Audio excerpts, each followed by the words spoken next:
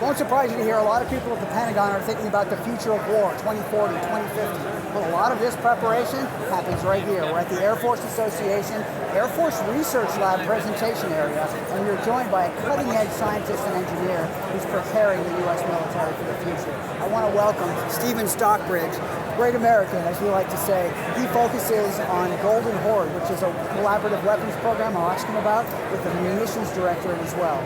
So, sir, so people understand, what does Golden Horde do? It's paradigm changing when you have the ability for weapons to share information in flight. Absolutely. So that's the purpose of what we're doing, what we call NCA technologies, which is network, collaborative, and autonomous technologies. Essentially what that means, being a network means you have radios that talk between weapons, something that's not really done today. Collaborative, they can talk to each other, they can share information, and autonomous, meaning that they can actually make decisions, what we like to say computing on the edge. So you no longer have to be tied back to the base to make decisions. So it changes the whole paradigm as to how you conduct missions in the future. And correct me if I'm wrong, sir, but doesn't this equate to a situation where you say you have a fighter jet and they're able to drop a bomb, share information with another bomb dropped from another plane in real time, and adjust on the fly in real time to moving targets and longer range targets in all kinds of conditions? That really changes the equation, because typically targets often need to be fixed unless you have a laser kind of tracking something or spotting it. Correct. There's two ways to look at it. You have what you identified really is what we call IF2, in-flight target updates. Okay, so that's one way of doing it. That's one level of autonomy, or I should say collaboration, where after I launch, I can update a new target set. Let's say I launch a swarm of weapons, and they have a target set, and in flight, you want to update that target set, or you want to update the priority, which target should I hit first. You could uplink a new target set or new priority set for that swarm.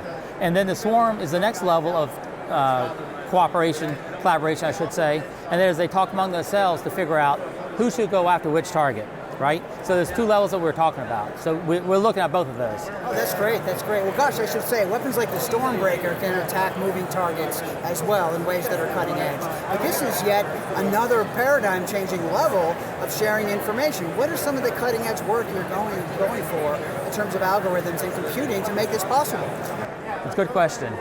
So we're really looking at different ways of for doing autonomy, right? So we look at machine learning and AI, and then there's some classic,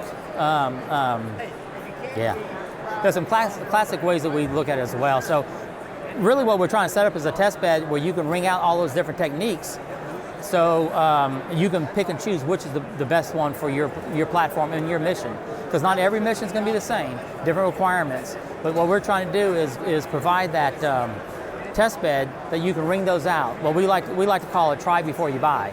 And the whole idea is to be able to drive down the cost and be able to also, in the long term, being able to upgrade your weapons in the future for new capabilities. And what this means tactically in a war scenario is you won't necessarily need a laser spotter on the ground or a joint tactical air controller, if that's what they're called, to have that air-ground coordination. You can do that from the air if a new target emerges or something's moving.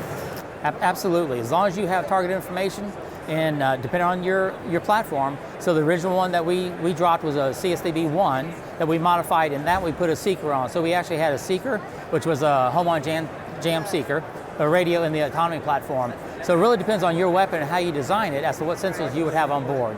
So it's kind of configurable if you would think about it.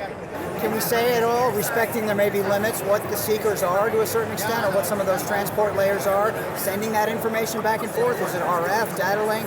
So that's the beauty of what we're doing. Remember, we're looking at the NCA technology, right? It doesn't matter what seeker. So any seeker you want to put on, any information, that determines how you process that information and what your weapon does. So we're not dependent on a weapon type or a seeker type. Totally independent. What the technology we're looking at can go across all the full spectrum of weapons. Well, that's excellent. You could use RF, you could use a data link, or you could use millimeter wave, different kinds of targeting and seekers, and still achieve the same tactical impact. Absolutely. Well, let me ask you this. I don't want to take you all day, sir, but what's next with Golden Horde? When might something like this be operational, and is there an upcoming test? How are you working with the operational community to mature this? So what we're working on right now, again, is the test bed, which is what we will transition to the EV. The acquisition folks at Eglin And they will use this as a tool to do their AOA exercises, and then again, as they develop the next weapon that comes along, they will use this to test and develop their algorithms. So I would say, when does this technology come along? We're probably still 3 to 5 years out before you see a weapon with this technology on there. Just depends on how fast the program goes, and that's kind of our control. But what we're doing at AFRL is trying to deliver a test bed to help them develop faster. Excellent. Well, thank you. Stephen Stockbridge, a cutting-edge scientist and engineer from the Air Force Research Lab, talking about weapons development for the future, with the aim, correct me if I'm wrong, sir, that the Air Force is ready for potential conflict and deterrence 2040, 2050, and beyond. Is Absolutely. that about when you see this applied? I would say before 2040, but yes. Excellent. There you heard from the AFRL scientists. Thanks for joining us.